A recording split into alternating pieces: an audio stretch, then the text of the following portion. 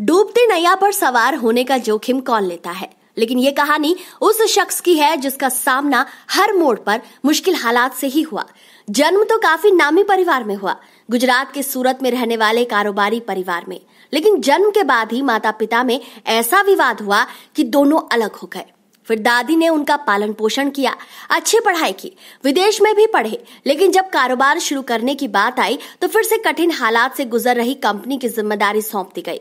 लेकिन बचपन से ऐसे हालात का सामना करने की आदत यहाँ काम आई।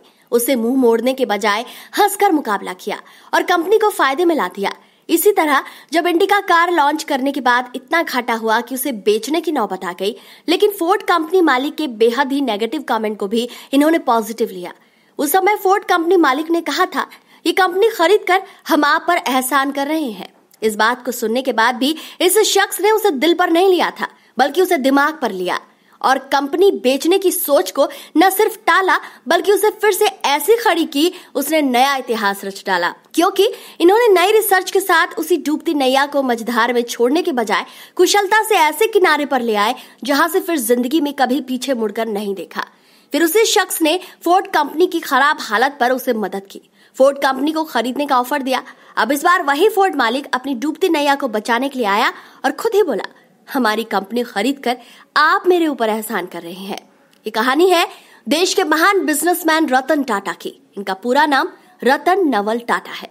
इनका जन्म 28 दिसंबर 1937 को सूरत में हुआ था। पिता का नाम नवल टाटा था और माँ का नाम सोनू टाटा।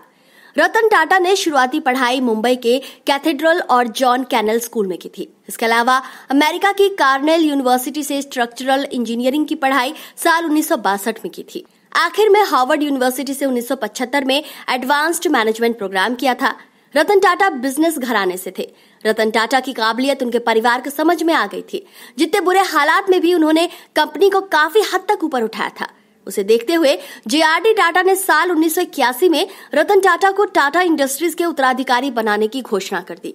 उस समय तक इनके पास ज्यादा अनुभव नहीं था, इसलिए विरोध भी हुआ, यानी ये भी उनके लिए मुश्किल दौर था। साल 1991 में रतन टाटा को टाटा इंडस्ट्रीज व इसकी अन्य कंपनियों के अध्यक्ष पद की जिम्मेदारी सौंप दी गई।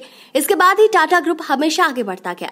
इनकी अध्यक्षता में टाटा ग्रुप ने अपने कई बड़े प्रोजेक्ट स्थापित किए और देश ही नहीं बल्कि दुनिया में भी उन्होंने टाटा ग्रुप को नई पहचान दिलाई। रतन टाटा के निर्देशन में कंपनी ने महंगी गाड़ियों में से एक जैगुआर लैंड रोवर जैसी महंगी कारें भी बनाई। साथ ही रतन टाटा ने दुनिया की सबसे सस्ती कार भी बनाई, जिसके बारे में लोगों ने सोचा भी नहीं था। रतन टाटा की महज 1 लाख रुपए की लागत वाली नैनो कार को दुनिया की सबसे सस्ती कार बताया गया। इसके बाद साइरस मिस्त्री को टाटा ग्रुप के अध्यक्ष पद की जिम्मेदारी सौंपी गई। हालांकि रतन टाटा रिटायरमेंट के बाद भी एक्टिव है और काम कर रहे हैं। रतन टाटा ने अपने 21 साल के कार्यकाल में कंपनी को उस शिखर पर पहुंचाया जहां जाने के लोग सपने देखते हैं। कंपनी की वैल्यू 50 गुना बढ़ा दी। दोस्तों, उम्मीद है आपको ये वीडियो पसंद आई होगी। अगर आप इस वीडियो से जुड़ा कोई भी फैक्ट जानते हैं तो हमें कमेंट करके जरूर बताएं। और हाँ, अगर वीडियो पसंद आया है तो इसे ज्यादा से ज्यादा शेयर भी करिए।